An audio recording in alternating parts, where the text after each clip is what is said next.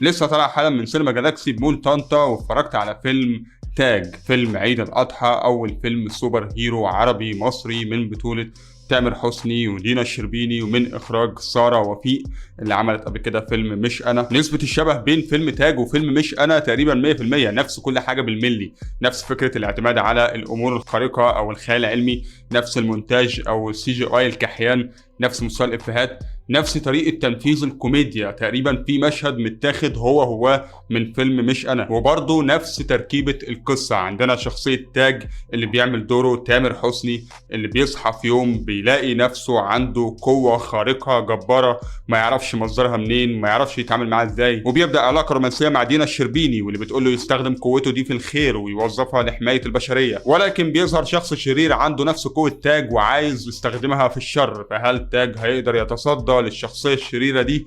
وايه مصير العلاقة بينه وبين دينا الشربيني؟ انا مش فاكر شخصيتها في الفيلم كان اسمها ايه بجد. الحاجة الوحيدة اللي طلعت بيها من الفيلم ده هي الأغنية بتاعته، أغنية يلا بينا نعيش شويه. الاغنيه دي بالنسبه لي هي الفيلم كله اصلا. الفيلم اقل من العادي جدا يا شباب، بيحاول يكون فيلم سوبر هيرو، هو فعلا تيبيكال سوبر هيرو قوي. عندنا بطل بيحب واحده عنده قوه خارقه، وفي شخصيه شريره بيواجهها. كل ده فعلا ادق وصف ليه هو فيلم سوبر هيرو، ولكن فيلم ضعيف جدا على مستوى القصه والكتابه والحبكه والكوميديا. انا كنت متوقع فعلا ان الكوميديا هتبقى ضعيفه في الفيلم، ولكن ان الاداء الكوميدي للشخصيات يبقى اوفر قوي، والحوارات تبقى محرجه، اللي هو انت قاعد محرج وانت بتتفرج. ودي مش اسوأ حاجه، بل كمان الفيلم بيحاول على قد ما يقدر يبتز مشاعرك، عامل لك دراما مصطنعه قوي. الحوارات كلها عباره عن انت البطل اللي هينقذ البشريه، انت اللي هتستخدم قوتك في الخير، انت جدع، انت جميل. وطبعا انت عارف بقى الموسيقى الحزينه اللي بتشتغل في الخلفيه دي، وتامر حسني طبعا مفكر نفسه ممثل،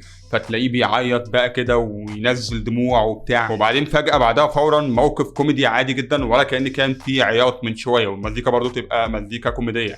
حقيقي اخراج مش محترمني كمشاهد نهائي. برضه يمكن ناس كتير بتشكر في اداء عمرو عبد الجليل، بس بصراحه حتى النوعيه دي من الكوميديا واللي بتعتمد على التلقائيه دي برضه مش بستلطفها، لان حتى لو هو اداؤه كويس، هو في النهايه بيعتمد على نوعيه كوميديا العبط، الكوميديا بتاعت انا عبيط اذا انا كوميدي. الفكره بس كلها ان انا كنت قاعد مش حابب الكوميديا اللي في الفيلم، ولكن حرفيا كل اللي قاعدين جنبي في القاعه فطسانين على نفسهم من الضحك، وكأن انا الوحيد اللي فيها خلل ومحتاج اتعالج. ده طبعا منطقي، وما اقدرش الوم الفيلم لانه عارف هو عاوز يستهدف مين، عارف هو عاوز يضحك مين، وعشان كده ما اقدرش احكم على حاجه زي دي.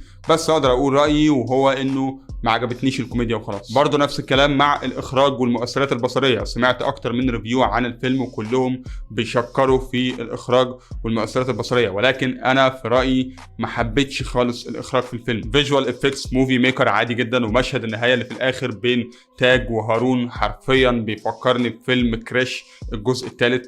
تقريبا نفس الكوريوغرافي ونفس الاخراج الهندي اللي مليان دج ضج واي هبل. برضه ده طبيعي، لان اي حد شاف افلام زي انسبشن وتينت وديون وجون ويك وافلام مارفل ودي سي والحاجات دي، بكل تاكيد فيلم زي تاج بالنسبه له هيبقى عيب اصلا يتقال عليه انه فيلم. من الاخر فيلم سطحي جدا، ما عجبنيش، ما انصحش حد يدخله. لو عايز تدخل فيلم حلو تتفرج عليه في العيد، انصحك تدخل فيلم بيت الروبي، كنت نزلت فيديو عنه هسيبهولك في الاي اللي فوق. انا خلصت كلام عن الفيلم. فيلم تاج تقييمي ليه 5/10. بس في كلمتين خارج موضوع الفيلم مهم جدا نقولهم عشان اكون رديت على اي حد عايز يكتب كومنت كده ولا كده. مفيش حاجه اسمها النجم تامر حسني يعمل اللي هو عاوزه، مش عاجبك اخبط دماغك في الحيط. مفيش حاجه اسمها عندك كلام حلو عن الفيلم قوله، ما عندكش اسكت خالص. مفيش حاجه اسمها انت بتنتقد الفيلم يبقى انت كاره الممثل، يبقى انت حاقد عليه، انت غيران منه عشان هو انجح منك. بدل ما تقول عليه كلام سلبي حاول تعمل ربع اللي هو عمله. وبرضه مفيش حاجه اسمها انت بتحكها مع الفنان الفلاني او بتتلزق في الفنان العلاني. لو انت مش بتحب افلامه وشايف ان الافلام المصريه كلها وحشه، امال دخلت الفيلم ليه ودفعت فلوس تذكره ليه؟ كل ده كلام مش صح. الموضوع مش بيمشي بالطريقه دي. اتفرج على السينما بره مصر، واتفرج على الناس اللي بتنتقد الافلام بره مصر. عمرك ما هتلاقي واحد بيقول انت بتنتقد الفيلم عشان انت لايفلس ومعرفتش تحقق نص النجاح اللي الفنان ده قدر يحققه، او مثلا انت كاره الفيلم لانك عندك عقدة الخواجة، انت مش فخور انك مصري، انت مش بتشجع المنتج السينمائي لبلدك. اي صانع افلام من حقه يحكي اي قصة عاوز يحكيها، واي شخص من حقه يدخل الفيلم او ما يدخلوش. وكمان اي حد من حقه يقول رأيه في الفيلم سواء عجبه او ما عجبوش. اتمنى نكون على قدر من النضج شوية في التعامل مع الامور اللي ليها علاقة بالنقد او بالتعبير عن الرأي او الحاجات دي، لانها مفيدة مش مضرة. ده رأيي الشخصي. وبس كده، ده كل اللي كنت عاوز اقوله عن فيلم تاج. لو دخلت الفيلم قول لي رأيك فيه في الكومنتات، وطبعا ما تنساش تعمل لايك للفيديو لو عجبك، اشترك في القناة لو لسه مش مشترك، واشوفكم على خير ان شاء الله في الفيديو الجاي.